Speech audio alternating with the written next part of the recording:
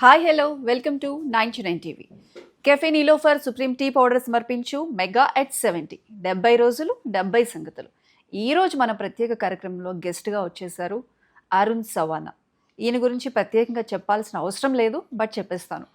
ఇప్పటి వరకు కూడా 35 మూవీస్కి పైగా ఆయన నటించారు. ఎక్కువగా మనకి నెగిటివ్ రోల్స్లో కనిపిస్తూ ఉంటారు, అంటే ఆయన అటైర్ చూస్తుంటే కూడా అలానే అనిపిస్తూ ఉంటుంది. అయితే ఆయన వెబ్ సిరీస్ చేస్తున్నారు, షార్ట్ ఫిల్మ్స్ చేస్తున్నారు, సీరియల్స్లో కూడా చేశారు. ఇప్పటి వరకు ఆయన చూస్తే మీకు అర్థమైపోతుంది.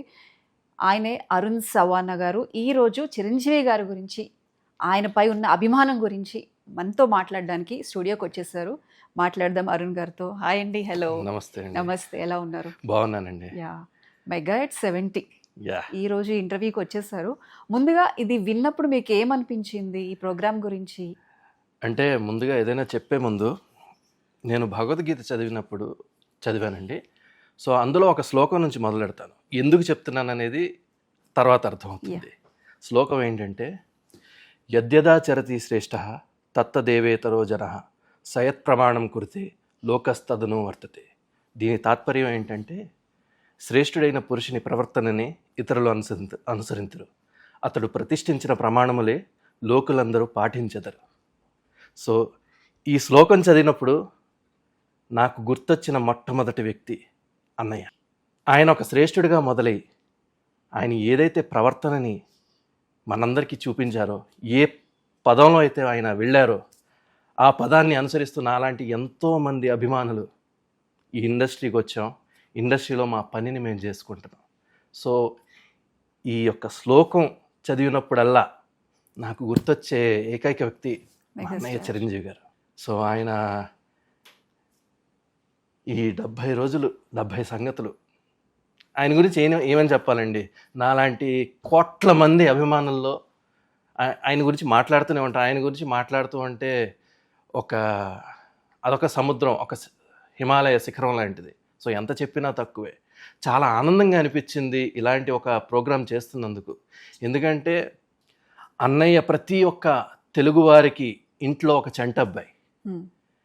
మాలాంటి ఎంతోమంది అభిమానులకి ఆయన అన్నయ్య. అలాగే సినిమా ఇండస్ట్రీకి లేదా వాళ్ళు ఏదైనా సాధించాలన్న పదంలో వెళ్తున్నప్పుడు వాళ్ళందరికీ ఆయన చెప్పే మాట స్వయం కృషితో పనిచేస్తే నువ్వే విజేత అవుతావు అని, ఇలాంటి ఎన్నో మాటలు, ఎన్నెన్నో విషయాలు చెప్పిన శ్రేష్ఠుడు నా దృష్టిలో. ఆయన కారణ జన్ముడు. ఆయన కష్టపడ్డాడు, సాధించాడు. సామాన్యమైన కుటుంబం, సాధారణమైన కుటుంబం నుంచి ఈరోజు అసాధారణమైన స్థాయికి ఆయన వెళ్ళాడంటే అది ఎంతోమందికి, నాలాంటి ఎంతోమందికి అది ఇన్స్పిరేషనే అండి.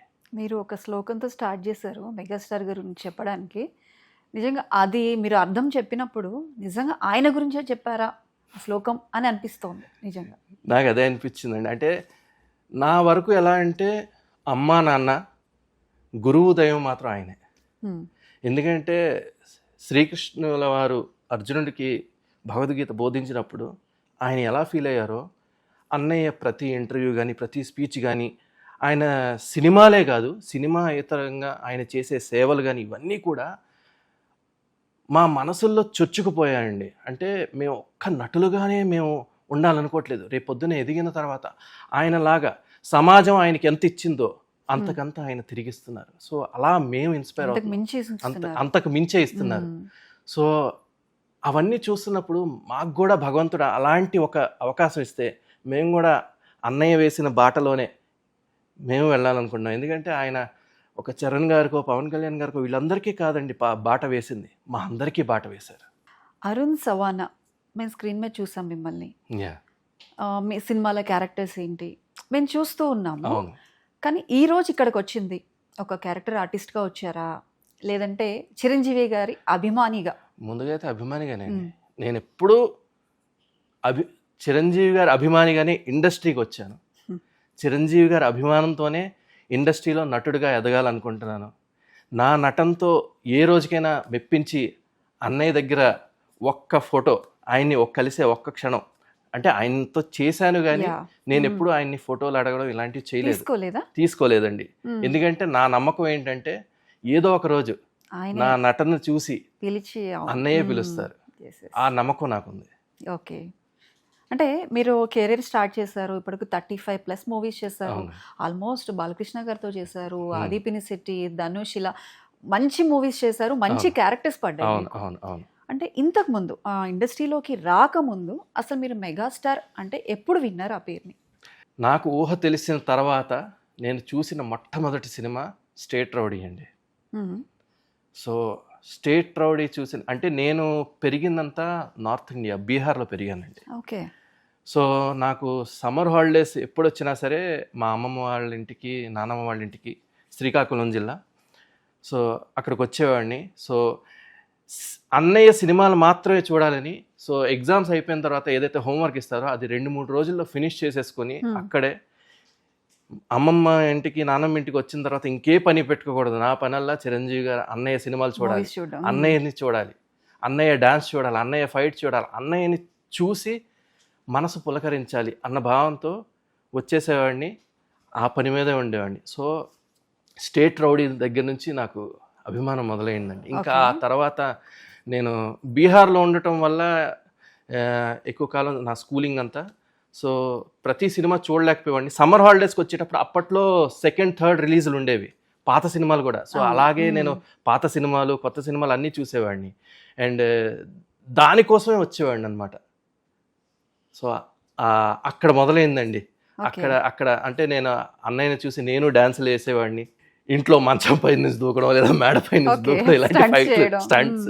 సో అందరూ చెప్పేవే, అందరూ చేసేవే. సో అలా నాలో ఆ బీజం పడిందండి. నటుడు అవ్వాలన్న బీజం అక్కడ పడింది. అంటే ఇన్స్పిరేషన్ నథింగ్ బట్ మీకు మూవీస్ లోకి, ఇండస్ట్రీలోకి రావడానికి మెగాస్టార్ గారి ఇన్స్పిరేషన్. ఆయన వేసిన తోవలోనే అందరూ నడుస్తుంది. ఆయన ఇన్స్పిరేషన్ తో మీరు ఆయన బాటలో నడుస్తూ ఇండస్ట్రీకి వచ్చారు. ఆయనతో మూవీస్ చేశారు. 2 మూవీస్ ఆయనతో నటించే అవకాశం మీకు వచ్చింది. ఎలా అనిపించింది మీకు ఆఫర్ వచ్చినప్పుడు? మొదటిది ఖైదీ నంబర్ 150 అండి. ఆయన కాంబినేషన్, చాలా ఆయన కాంబినేషన్ లోనే అది చాలా యాదృచ్ఛికం. అంటే నేను అనుకోలేదు, అసలు నేను ట్రై కూడా చేయలేదు ఆ సినిమాకి. ఎందుకంటే ఒక 9-10 ఏళ్ల తర్వాత ఆయన తిరిగి వస్తున్నారు సినిమాల్లోకి. ఆ సినిమాలో నటించాలని పెద్ద పెద్ద స్థాయి నటుల నుంచి ఎంతోమంది ప్రయత్నిస్తున్నారు. సో మనకేం వస్తుందిలే, మనం వెళ్ళినా మనకి అంటే పడుతుందో లేదో, ఎందుకులే పెద్ద పెద్ద వాళ్ళకే దిక్కు లేదు, మనకేం వస్తుందని అనుకున్నాను. బట్ అనుకోకుండా, అంటే అంతకుముందు నేను వేరే ఒక సినిమా ఆఫీస్కి వెళ్ళినప్పుడు ఒక ఆయనకి నేను ఫొటోస్ ఇచ్చాను. సో ఆయన ఈ సినిమాకి పనిచేస్తున్నారు, వాకాడ అప్పారావు గారు. సో ఆయన ఎందుకో నన్ను పిలిపించారు. ఫస్ట్ కాల్ చేశారు, డైరెక్షన్ డిపార్ట్మెంట్ నుంచి కాల్ వచ్చింది. నేను నమ్మలేదు. ఎవరో జోక్ చేస్తున్నారా, చిరంజీవి గారి సినిమా ఏంటి, అది 150 సినిమా, ఆయన మళ్ళీ బాస్ ఇస్ బ్యాక్ అంటున్నారు, దానిలో నాకేంటి అనేసి నేను ఏం చేశానంటే, వీళ్ళు నిజం చెప్తున్నారు లేదా అని, డబ్బులు ఎంత ఇస్తారని అడిగాను. అది సరదాగా అడిగాను. అప్పుడు బహుశా అది అప్పారావు గారికి తెలిసి ఆయన ఒకసారి ఆఫీస్కి పిలిపించే అబ్బాయిని అనేసి అన్నారు. నేను వెళ్ళిన తర్వాత, డబ్బులు అడిగావా, ఎవరి సినిమా తెలుసా అంటే, సార్ అలా కాదు సార్, నాతో ఎవరో జోక్ చేస్తున్నారు అనుకుని, ఎందుకంటే నేను చిరంజీవి గారి అభిమానం తెలిసి ఎవరో ప్రాంక్ కాల్ చేసి ఉంటారేమో అని అనుకుని అలా చెప్పారంటే, సార్ నాకు డబ్బులు కూడా అవసరం లేదు, అన్నయ్య పక్కన నిల్చుంటే చాలు, ఏ క్యారెక్టర్ ఏమీ అవసరం లేదు, మీరు చెప్తే చాలు సార్ అంటే, మంచి క్యారెక్టరే అమ్మా, ఒక ఇలా ఇలా ఉంటుందని చెప్పారు. సో అలా నేను కమిట్ అయ్యాను. అండ్ నేను ఫస్ట్ అది కమిట్ అవ్వకముందు మా అమ్మా నాన్నలకు ఫోన్ చేసి చెప్పినా, అరే నీకు ఎవరో ప్రాంక్ కాల్ చేశారని, వాళ్ళు నమ్మలేదు, మా ఇంట్లో వాళ్ళు ఎవరో నమ్మలేదు. అన్లెస్ నేను షూటింగ్కి వెళ్ళి వినాయక్ గారితో దిగిన ఫోటో పంపిస్తే అప్పుడు ఓహో వీడు నిజంగానే చేశాడు. అండ్ ఆయన్ని నా జీవితంలో మొదటిసారి ఆ రోజు చూశానండి. అప్పటికే అనౌన్స్ చేస్తున్నారు, ఎవరు ఆయన దగ్గరికి వెళ్ళొద్దు, ఫోటోలు అడగొద్దు, డిసిప్లిన్గా ఉండని అంటున్నారు. ఆయన ఒక 200-300 మీటర్స్ దూరంలో ఉన్నారు. అక్కడి నుంచి చూస్తున్నా, నాకు ఎలా అనిపించిందంటే ఆ క్షణం, నేను వెంకటేశ్వర స్వామి భక్తుడండి, సాక్షాత్తు గడపలోకి వెళ్ళి వెంకటేశ్వర స్వామి నా ఎదురుగా నేను చూస్తే నాకు భావం ఎలా కలుగుతుందో, ఆ భావం నాకు ఆ రోజు అలా కలిగేదంటే కళ్ళలో నీళ్ళు తిరుగుతున్నాయి, కానీ బయటికి నేను ఆ కంటి నీరుని చెప్పలేను. ఆయన నా పక్కనే నిల్చుంటే ఆ రోజంతా ఆయన కాళ్ళు ఉన్నాయి, నాలాగే ఉన్నాయా, ఆయన కాళ్ళు గోళ్ళు హెయిర్ ఇవన్నీ అంటే అప్పటి వరకు ఆ స్క్రీన్ అసలు మీద చూసి స్క్రీన్ ఆయన మీద చూసి అభిమానం. ఒక తన్మయత్వానికి గురయ్యాను. అది అది మాటల్లో చెప్పలేని తన్మయత్వం. కనిపిస్తుంది ఇప్పుడు కూడా. అదే ఇప్పటికీ నేను తలుచుకున్నా సరే అది అంటే చాలా మంది నటులతో చేశాను కానీ ఆయన ఆరా వేరండి. ఆయన దగ్గర ఉంటే అసలు గూస్ బంప్స్ వస్తున్నాయి. ఆ, అది వేరండి. ఆయన కారణ జన్ముడండి. ఫస్ట్ మీకు చిరంజీవి గారితో ఇంటరాక్షన్ ఎలా జరిగింది ఆ సెట్స్ లో? అంటే ఇంటరాక్షన్ అంటూ ఏం లేదండి. నేను మాట్లాడలేదు, అక్కడ మాట్లాడే Okay. స్పేస్ అంత లేదు. బట్ ఆయన పక్కనే నిల్చున్నంతసేపు మాత్రం నేను ఏదో మనసులో అనుకుంటున్నాను. అంటే ఈ రోజు కనిపించాడా నా దేవుడు నాకు అని మనసులో ఆ పైనున్న భగవంతుడికి నాకు కనిపించే భగవంతుడి Okay. గురించి చెప్పుకుంటూ, నా గురువు దైవం గురించి చెప్పుకుంటూ ఎంత థ్యాంక్స్ చెప్పుకున్నానంటే, నేను చాలాసేపటి వరకు నమ్మలేదు అసలు. నేను ఆయన నాలాగా మనిషి అని నేను ఈ రోజుకి నమ్మను. అది నాకు నమ్మబుద్ధి కాదంతే. అది ఎన్ని డేస్ చేశారు మన అది ఒక 3 days చేసి ఉంటాను. తర్వాత Okay. ఆచార్య సినిమా చేశానండి. ఓకే. అది కాస్త ఎక్కువ రోజులు చేశాను. ఒక 20 days అలా చేశాను. ఓకే. సో అప్పుడు కూడా ఇంతే. ఆయనలో నేర్చుకునేవి చాలా ఉంటాయండి. ఆయన ఒక్కసారి మేకప్ వేసుకొని క్యారవాన్ దిగితే మేమన్నా కూడా కాస్త ఎండున్నా ఏదున్నా మేము ఇబ్బంది పడతామేమో కానీ ఆయన అక్కడే ఉంటారు, సెట్లోనే ఉంటారు, వెళ్ళరు. ఇంకొక విషయం చెప్పాలి. ఆచార్య సినిమా జరుగుతున్నప్పుడు ఒక విషయం జరిగింది. మేము షూటింగ్ చేస్తున్నాం, మంచి ఎండగా ఉందన్నమాట. లంచ్ తర్వాత ఇంకా ఆయన వచ్చేస్తారని మమ్మల్ని అందరినీ పిలిచేశారు. మంచి ఎండగా ఉంది. సో ఇంతలో మజ్జిగ ఇలాంటివి మాకందరికీ ఇస్తున్నారు. ఆయన షార్ట్ రెడీ అని ఆయన వచ్చేసారు. సో ఇవన్నీ తీసేసుకున్నారు. ఆయనది గమనించి ఒక్క నిమిషం ఆగండి అని చెప్పి మీకు ఏదైతే బటర్ మిల్క్ తీసుకున్నారు, అంటే ఇంకా పంచడం ఆపేశారు. సో ఆయనది గమనించారు.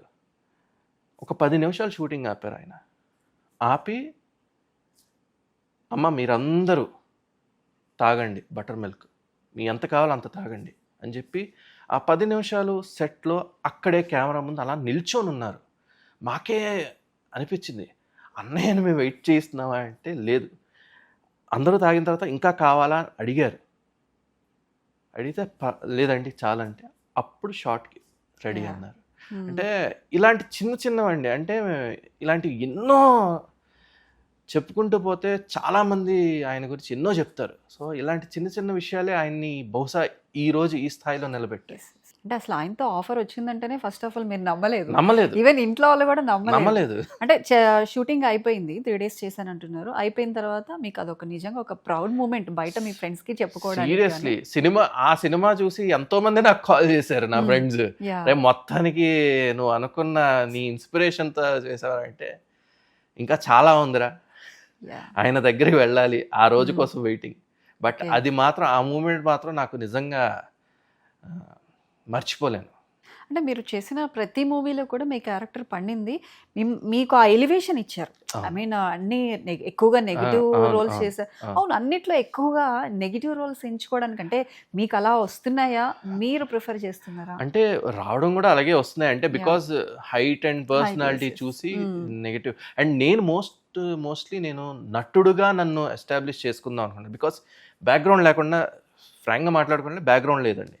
సో నేను డైరెక్ట్గా వచ్చి ఇప్పుడు ఏదో నేను హీరో అవ్వాలి అంటే నన్ను నమ్మి ఎవరు డబ్బు పెట్టేవారు లేరు. బట్ నేను ఒక నటుడుగా, ఇప్పుడు ఎంతోమంది ఉన్నారండి, అన్నయ్య ఇన్స్పిరేషన్. నటుడుగా నన్ను నేను నిరూపించుకుంటే అది నెగిటివ్ అవ్వచ్చు, పాజిటివ్ అవ్వచ్చు. కాకపోతే నెగిటివ్ రోల్స్ చేస్తున్నప్పుడు ఏంటంటే బౌండరీస్ ఉండవు, ఎలివేషన్ ఉంటుంది, బౌండరీస్ ఉండవు. అంటే పాజిటివ్ క్యారెక్టర్స్కి వాళ్ళ చుట్టూ ఒక చట్రం ఉంటుంది, ఇంతలోనే పరిమితి ఉంటుంది. నెగిటివ్ రోల్స్కి అది ఉండదు.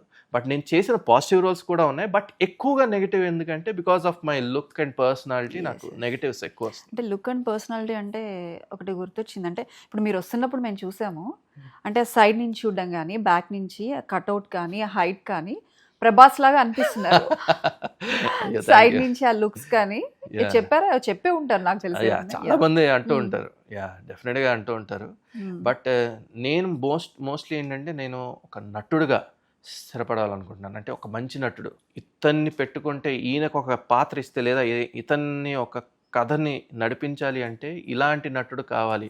ఇప్పుడు మనం నవాజుద్దీన్ సిద్దికీ గారు కానీ విజయ్ సేతుపతి గారు కానీ అలా ఒక మంచి నటుడుగా ఒక వర్సటైల్ యాక్టర్గా నేను అంటే ఇప్పటివరకు 35+ మూవీస్ చేశారు, డిఫరెంట్ క్యారెక్టర్స్ చేశారు. అందులో మీకు బాగా నచ్చిన క్యారెక్టర్, ఓకే నన్ను ఇందులో చూసే ప్రేక్షకుడు కూడా మిమ్మల్నిగా చూశారు అని అనిపించిన క్యారెక్టర్ అంటే ఏం చెప్తారు? ఒక 2 క్యారెక్టర్స్ ఉన్నాయండి. ఒకటి ధనుష్ గారిది సార్, వెంకీ అట్లూరి గారు డైరెక్ట్ చేసిన సార్ మూవీ. అలాగే క్లాప్ అని ఆది పినిశెట్టి గారి మూవీ. అది దురదృష్టవశాత్తు ఏంటంటే కరోనా టైంలో డైరెక్ట్ ఓటీటీ రిలీజ్ అయింది, థియేట్రికల్ రిలీజ్ కాలేదు. బట్ ఈ 2 క్యారెక్టర్స్, అలాగే దిక్సూచి అని ఒక సినిమా ఉందండి, అందులో నేను చేసిన ఈ 3 పాత్రలు నాకు కొంచెం నేను ఏదైతే చేయాలనుకున్నానో అది చేశాను అన్న ఒక చిన్న సాటిస్ఫాక్షన్ అన్న, కానీ సాటిస్ఫై అయిపోతే మళ్ళీ నేను చేయలేను.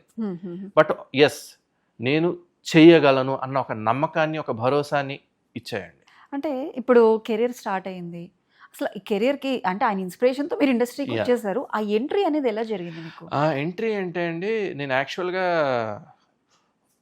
I'm graduate in hotel management అండి. తర్వాత MBA చేద్దామని అనుకుంటున్న టైంలో ఒక పెద్ద దర్శకులు ఒక కాంటెస్ట్ పెట్టారు, స్టార్ హంట్ కాంటెస్ట్. అప్పుడు ఉమ్మడి ఆంధ్రప్రదేశ్. సో ఆ కాంటెస్ట్లో ఆల్మోస్ట్ ఒక 30,000-40,000 మంది ఆల్ ఓవర్ ఆంధ్ర చేస్తే ఆడిషన్స్, అందులో ఒక 12 మంది సెలెక్ట్ అయ్యారు. అందులో I was one of them అనమాట. అండ్ నేను ఫైనల్స్ వరకు వచ్చాను.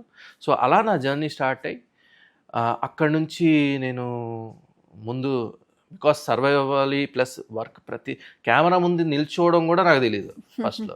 సో ఏ పని వచ్చినా, అది కూడా అన్నే చెప్పింది, ఏ పని వచ్చినా ముందు చెయ్యి, అదే ఆ పనే, ఆ కష్టమే నేను తీసుకెళ్తున్నా అన్నట్టు.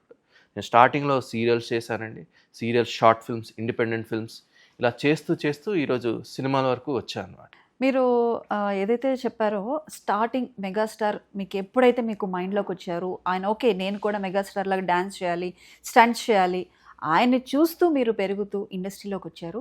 అప్పుడు మీరు చూసిన మెగాస్టార్ ఎలా ఉన్నారు, మీరు సెట్స్లో చూసిన మెగాస్టార్ ఎలా ఉన్నారు? Is there any difference? On screen అయితే ఆయన నా భూతో నా భవిష్యత్తే. ఆఫ్ స్క్రీన్ ఆయన ఒక సెయింట్లా కనిపిస్తారండి నాకు. అంటే ఆయన మంచితనమే కనిపిస్తుందండి. ఓకే. అంటే ఆన్ సెట్స్ కూడా మెయిన్ ఆచార్యలో మేము క్లైమాక్స్ షూట్ చేస్తున్నప్పుడు చాలా కుంకుమ, పసుపు ఇలాంటివన్నీ ఎగరేస్తున్నారండి ఫైట్లో. అందరి కళ్ళల్లో, ముక్కులో, అన్నిట్లో ఇబ్బందిగా అనిపిస్తుంది. ఆయన కూడా అక్కడే ఉన్నారు. మేమందరం షార్ట్ అవ్వగానే పక్కకి వెళ్ళిపోయి భరించలేకుండా ఏదో ఫీల్ అవుతుంటే ఆయన మాత్రం అక్కడ నిల్చొని జస్ట్ ఒక వైట్ క్లాత్ తీసుకుని జస్ట్ తుడుచుకొని అక్కడే నిల్చున్నారు. మేమన్నా పక్కకి వెళ్ళాం కానీ ఆయన వెళ్ళలేదండి. సో ఎథిక్స్ బాగా నేర్చుకోవచ్చండి. ఒక నటుడే కాదండి, ఒక మనిషి ఎలా ఉండాలనే దానికి ఆయన బయోగ్రఫీ చాలండి. ఆయన్ని చూస్తే ఆయన నడవడికని మనం గమనిస్తే చాలు, మనం ఒక గొప్ప వ్యక్తిత్వం మనలో వస్తుందని నా నమ్మకం. అంటే ఆయన ఏదైతే ఇప్పుడు మీలాంటి ఆర్టిస్టులందరికీ ఒక పునాది, ఒక బాట వేశారో, ఆయన బాటలో మీకన్నా ముందుగా ఆయన ఫ్యామిలీ మెంబర్స్. అవును. మెగా ఫ్యామిలీ అంటేనే ఆ ఎథిక్స్ కావచ్చు, మీరు ఏదైతే చెప్పారో వాల్యూస్ కావచ్చు, ఆ డిగ్నిటీ కావచ్చు, కష్టపడే తత్వం కావచ్చు, ఆ మొత్తం ఆ లెగసీ మెయింటైన్ చేస్తుంది మెగా ఫ్యామిలీ అనేది. మీరేమంటారు? నేను వరుణ్ తేజ్ గారితో ఒక సినిమా చేశానండి, తొలి ప్రేమ అని, వెంకీ అట్లూరి గారిది. సో ఆయనతో చేసినప్పుడు అంటే ఆ ఫ్యామిలీ నుంచి వచ్చిన ఒక వ్యక్తి, హ్యూజ్ స్టార్డమ్ ఉంటుంది, ఎంతో ఫ్యాన్ బేస్ ఉంటుంది. బట్ ఆయన సెట్లో మాతో నార్మల్గా కింద కూర్చొని మాట్లాడేవాడు. అక్కడ ఎక్కడ ఉంటే అక్కడ కూర్చొని సరదాగా మాట్లాడుతూ సరదాగా గడిపేవాడు. అప్పుడు అనిపించింది, ఓహో ఇది ఓన్లీ ఆయన మాత్రమే కాదు, ఆయన చిరంజీవి గారి దగ్గర నుంచి కానీ, వాళ్ళ నాన్నగారైన నాగబాబు గారి దగ్గర నుంచి కానీ, పవన్ కళ్యాణ్ గారి దగ్గర నుంచి కానీ, వీళ్ళందరి దగ్గర నుంచి ఆ రెస్పెక్ట్ ఆయనకి అవతల వాళ్ళకి రెస్పెక్ట్ ఇవ్వాలన్న ఒక ధోరణి వచ్చిందని నేను నమ్ముతున్నాను. అంటే ఇలాంటి ఒక స్టేటస్ కావచ్చు, నాట్ సెలబ్రిటీ అనే కాదు, ఏదైనా ఒక స్టేటస్ వచ్చిన తర్వాత ఆ ఫ్యామిలీలో నెక్స్ట్ జనరేషన్స్ ఏమవుతుందంటే యాటిట్యూడ్ కావచ్చు, అవును. టోటల్గా మారిపోతుంది బిహేవింగ్ అంతా. అసలు కొంచెం కూడా యాటిట్యూడ్ చూడలేదండి ఆ మనిషిలో, వరుణ్ తేజ్ గారిలో నేనైతే. ఈవెన్ సాయిధరం తేజ్ గారు కూడా, ఆయన కూడా చాలా నార్మల్. అంటే మనం ఎలా ఉంటామో వాళ్ళు అంతే నార్మల్గా ఉంటారు. నేను ఒక పెద్ద స్టార్ని, పెద్ద ఐ మీన్ నాకు ఇలా ఉండాలి అలా లేదు. సెట్లో ఉంటే అందరితో కలివిడిగా, అందరితో హ్యాపీగా. ఫస్ట్ ఏం లేదు, ఇప్పుడు అవతల నటుడు మేము స్టార్లో అని చూస్తే మమ్మల్ని చూసి ఇబ్బంది పడొచ్చేమో, అలాంటి ఫీల్ కలుగుతుందేమో అని వాళ్ళు కలిసిపోతూ ఉంటారు. వరుణ్ తేజ్ గారు అలాగే కలిసిపోయేవారు. సో మేము యాక్ట్ చేసేటప్పుడు చాలా ఈజీగా ఉండేది. ఏదో ఫ్రెండ్తో యాక్ట్ చేస్తున్నట్టు, ఫ్రెండ్స్తో ఉన్నట్టు అనిపించేది. సో ఆ బిహేవియర్ అంతా అక్కడి నుంచి వచ్చిందండి. అంతే. అంటే మనం మెగాస్టార్ గారి తర్వాత మనం మాట్లాడుకోవాలి అంటే పవర్ స్టార్ పవన్ కళ్యాణ్ గారి గురించి డెప్యూటీ సీఎం. యా, ఇప్పుడు అంటే మీరు ఒకప్పుడు మనం హీరోగా ఆయన్ని స్క్రీన్ మీద చూసాం, ఇప్పుడు ప్రజాప్రతినిధిగా ప్రజాసేవలో దిగిపోయారు. అంటే ఏదైతే మనం ఇంతకుముందు మనం మాట్లాడుకున్నామో ఆ లెగసీ, ఆ వాల్యూస్ అవన్నీ కూడా పవర్ స్టార్ దగ్గర కూడా మనం కంప్లీట్గా చూస్తాం. డెఫినెట్గా అండి. ఆయన అయితే గ్రౌండెడ్ మనిషి, ఆయన మట్టి మనిషి అనొచ్చండి పవన్ కళ్యాణ్ గారిని. ముఖ్యంగా ఈ రోజుకి అన్నగారు మెగాస్టార్ మీద ఆయనకున్న అభిమానం కావచ్చు, ఆ గౌరవం కావచ్చు, ఈ రోజుకి మనం చూసాం. అది సింపుల్. మనం ఆయన గెలిచి వచ్చిన తర్వాత, అన్నయ్య కాళ్ళ మీద పడిన తర్వాత ఆ మూమెంట్ బహుశా ఎంతో మంది హృదయాలను కరిగించింది. రామలక్ష్మణులు ఎలా ఉండేవారు మనకు తెలియదు, కానీ బహుశా ఇలాగే ఉండేవారేమో అని ఎంతో మీడియాలో కూడా చాలా మంది, ఈవెన్ నేషనల్ మీడియాలో కూడా అలాగే సంబోధించారు ఆ పర్టికులర్ సినారియోని. సో ఆ పవన్ కళ్యాణ్ గారు అంటే ఇంకా ఆయన ఎంతో చేయొచ్చు, ఆయన ఎన్నో కోట్లు గడించవచ్చు. అసలు సినిమాల్లో ఉంటే ఆయనకి ఏ కష్టం తెలియక్కర్లేదు. చిన్న యాడ్ చేసిన ఆయనతో కూడా నాకు ఒక చిన్న, అంటే సినిమాలు చేయలేదు కానీ ఓకే, ఒకసారి విశాఖపట్నం వచ్చినప్పుడు ఏదో సందర్భంలో అక్కడ అల్లు రామలింగయ్య గారి విగ్రహం ఉందండి. దానికి దండ వేయడానికి సన్మానం దానికి వచ్చారు. సో ఆ టైంలో నేను సమ్ ఫ్యాన్స్తో కలిసి ఆయన జస్ట్ ఇలా దండ వేస్తున్నారు. అప్పుడు ఆయన కాళ్ళు ఇలా పట్టేసుకున్నాను అనమాట, అన్నయ్య అని. ఆయన కూడా అన్నయ్య. సో ఆయన చూసి కాళ్ళు వద్దురా అని చెప్పి ఆ ఒక్క చిన్న మాట అన్నారు. బట్ హ్యుమానిటేరియన్ అండి ఆయన. మనుషులతో ఆయన స్టార్డమ్ ఉన్నా కూడా అన్నీ వదిలేసుకుని ప్రజల కోసం, మన కోసం తపన పడుతున్నారంటే హీ సంథింగ్ ఎల్స్. అంటే ఆయన దీనికోసం బహుశా ఎన్నో మాటలు అనిపించుకుంటూ ఎంతో, అంటే పాలిటిక్స్లోకి వెళ్ళిన తర్వాత ఇంక అవన్నీ తప్పవు. బట్ స్టిల్ ఒక రాజులాగా నిలబడ్డాడు. అసలు హిస్టరీ హ్యాస్ బీన్ క్రియేటెడ్. 100%. అంతే 100% స్ట్రైక్ రేట్ అనేది హిస్టరీ హ్యాస్ బీన్ క్రియేటెడ్. అంతే. ఈవెన్ ప్రధానమంత్రి మోదీ గారు కూడా ఆయన్ని ఎంతో అభిమానిస్తారు. ఈ రోజుకి ఏ మీటింగ్ పవన్ కళ్యాణ్ గారి గురించి ఉండాల్సిందే, మోదీ గారు ఒక ప్రైజింగ్ అనేది లేకుండా ఏ పవన్ నహీ ఆంధీ హై అన్నారు. సో అది అంతే. అన్నయ్య తాలూకు విలువలు ఆయనలో కూడా ఎన్నో ఉన్నాయండి. ఆ కుటుంబంలోనే ఉన్నాయండి. ఈవెన్ మనం వదిన గారు సురేఖ గారు చూసిన వీడియోస్ ఎంతో సింపుల్గా, ఆవిడకి అల్లు రామలింగయ్య గారి అమ్మాయి అయ్యుండి కూడా ఎంతో సింపుల్గా, మన అమ్మలు, మన పెద్దమ్మలు వీళ్ళందరూ ఎంత సింపుల్గా ఉంటారో మన ఇళ్లలో, ఆవిడ అంత సింపుల్గా కనిపిస్తారు. చిరంజీవి గారు మదర్ అంజనమ్మ గారు చూడండి, అంజనమ్మ గారి కొడుకు చిరంజీవి, ఆంజనమ్మ గారి కొడుకు హనుమంతుడి పేరే చిరంజీవి. సో అది యాదృచ్ఛికమా కాకతాళీయమో తెలియదు కానీ, బట్ భగవంతుడు కొన్ని జరగాలనే కొంతమందిని పంపిస్తాడండి. సో ఆయన్ని పంపించారు కాబట్టి, రే నాలాంటి ఒక సామాన్యుడు కష్టపడి పైకి రాగలిగినప్పుడు మీలాంటి వాళ్ళు కూడా ఎంతోమంది రావచ్చురా అని ఒక మార్గం వేసేసాడండి. సో ఆ మార్గాన్ని పట్టుకుంటూ అందరం వెళ్తున్నాం అంతే. ఎక్కడో దగ్గర మనకి ఆ స్థాయి, అంతటి స్థాయి కోరుకోవట్లేదు కానీ, బట్ ఆయన దృష్టిలో పడే స్థాయికి అయితే వెళ్తాం డెఫినెట్గా. అంటే మెగాస్టార్ గారి మూవీస్ ఏ మూవీ అన్న నెంబర్ ఆఫ్ టైమ్స్, అంటే ఆల్మోస్ట్ అన్ని చూస్తూ ఉంటారు, ఎక్కువ సార్లు చూసిన మూవీ అంటే ఏం చెప్తారు? థియేటర్లో ఎక్కువ సార్లు చూసిన మూవీ అయితే ఇంద్రా అండి. ఓకే. 16 సార్లు చూశాను థియేటర్లో. టాగూర్ 11 సార్లు చూశాను. మొన్న కూడా release Jagadekudu Athiloka Sundari back to back 2 times. మొన్న రిలీజ్ ఇంద్రా కూడా మళ్ళీ 2 times. అంటే అంటే ఇంకా చిరంజీవి గారి సినిమా అంటే మినిమం అరుపులు, విజిల్స్ గొంతులు పోతాయండి. నేను కాలేజ్లో ఉన్న రోజుల్లో అయితే వైజాగ్లో ఉన్నప్పుడు నా బుక్స్ అన్నీ చిరిగిపోయాయి. నా నోట్ బుక్స్ ఒక్కటే మిగిలేదు కాదు. థియేటర్కి వెళ్ళడం, అందుకే న్యూస్ పేపర్లు పట్టుకెళ్ళేవాళ్ళం తర్వాత. సో తిడతారు ఇంట్లో, అమ్మో తిడతారని చెప్పి. ఫస్ట్ డే టికెట్ కోసం పడే పాటలు అంతా ఇంత కాదండి. అసలు సిటీ అవుట్స్కట్స్కి వెళ్ళిపోయిన ఎక్కడా టికెట్లు దొరికేవి కాదు. 10 రూపాయల టికెట్ కూడా 1000 రూపాయలు అలా అమ్మేవారు. ఇప్పుడంటే మనం ఆన్లైన్లో ఈజీగా అంటే కంపల్సరీ వెళ్ళాలి. టికెట్ కోసం షర్ట్ చెరగాల్సిందే, చెప్పు తెగాల్సిందే, సమస్య లేదు. ఆయన మూవీస్లో మీకు బాగా ఇష్టమైన డైలాగ్ అంటే ఎప్పుడు రిపీటెడ్గా మీరు ఎక్కడన్నా ఫ్రెండ్స్ దగ్గర యూజ్ చేసిన చాలా ఉన్నాయండి. వీరశంకర్ రెడ్డి మొక్కే కదా అని పీకేస్తే పీక కోస్తా అలా అవ్వచ్చు. ఓకే. ఫేస్ లెఫ్ట్ టర్నింగ్ ఇచ్చుకో రైట్ పగిలిపోద్ది.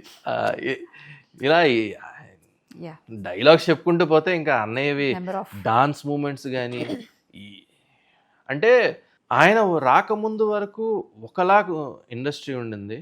ఒక హీరో అంటే ఫైట్స్ ఇవన్నీ ఓకే, కొంచెం సేఫ్టీ తీసుకొని ప్రికాషన్స్ తీసుకుని, బట్ ఆయన వచ్చిన తర్వాత అంతా ఒరిజినలే. అంటే మేము స్టంట్స్ ఏమైనా చేస్తున్నప్పుడు మాకు అనిపిస్తూ ఉంటుంది, ఈ వయసులో మాకు ఇలా అనిపిస్తుంది, అన్నయ్య ఇప్పటికి కూడా స్టంట్స్ అంటే కమాన్ అలా ఉంటారు. ఆయన ఎలివేట్ చేసేసారండి ఇండస్ట్రీని. అంటే మనం ఎంత కష్టపడితే భగవంతుడు అంత మనకిస్తాడు అన్న ధోరణిని ప్రతి అభిమానిలో ఒక బీజంగా నాటేశాడు ఆయన.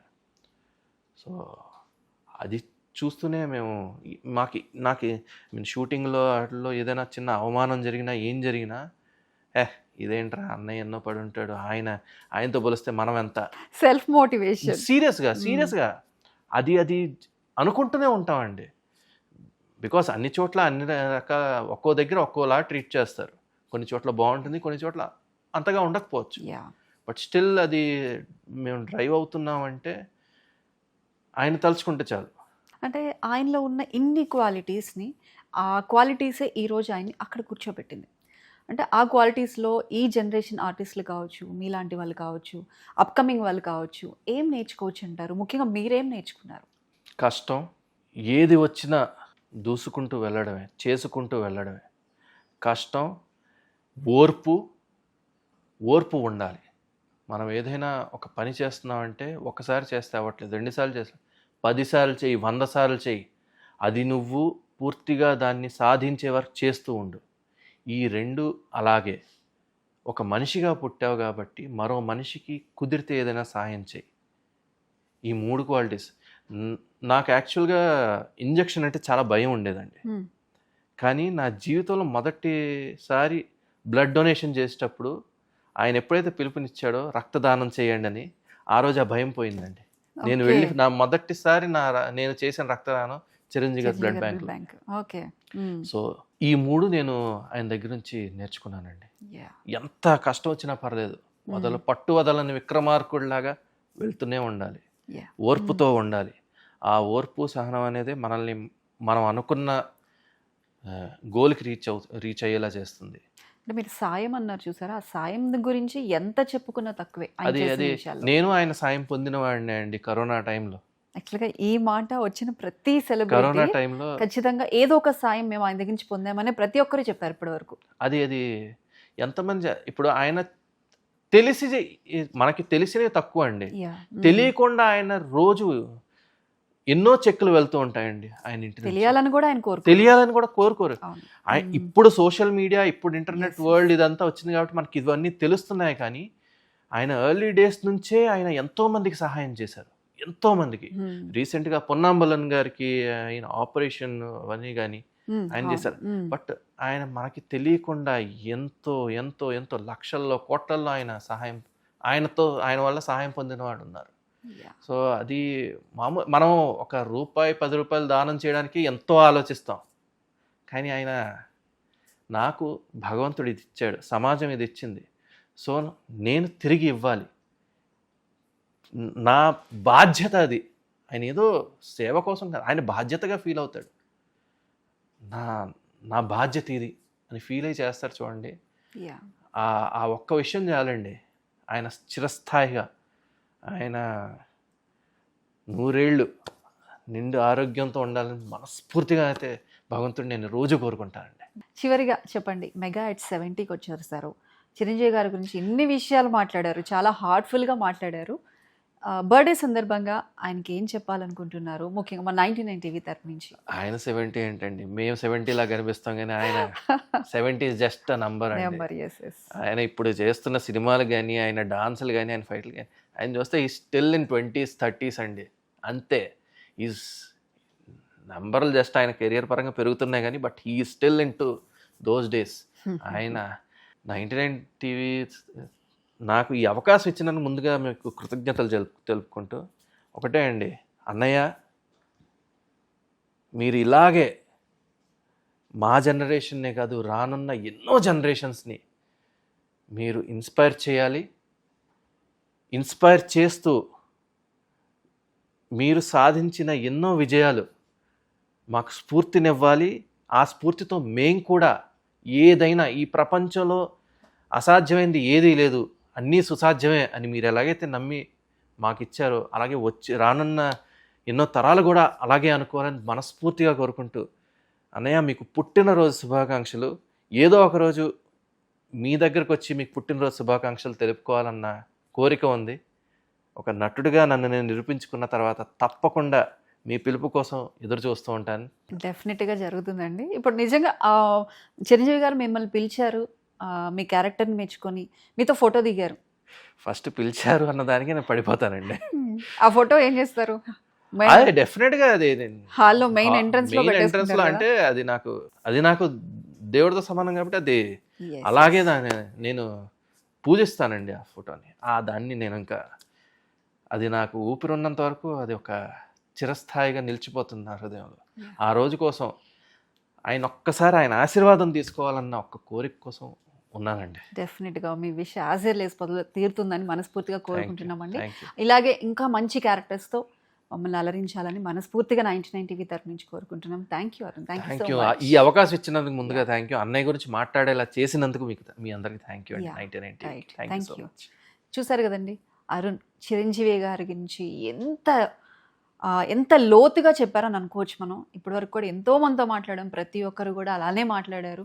అరుణ్ కూడా ఆయనకున్న అభిమానం, ముఖ్యంగా ఆర్టిస్ట్ కన్నా ముందు కూడా ఒక అభిమానిగా మనతో మాట్లాడడానికి వచ్చారు. చిరంజీవి గారి గురించి ఎన్నో విషయాలు మనతో పంచుకున్నారు. అలాగే ఇంకొక సెలబ్రిటీతో మళ్ళీ మీ ముందుకు వచ్చేస్తాం. Until then keep watching 99 TV.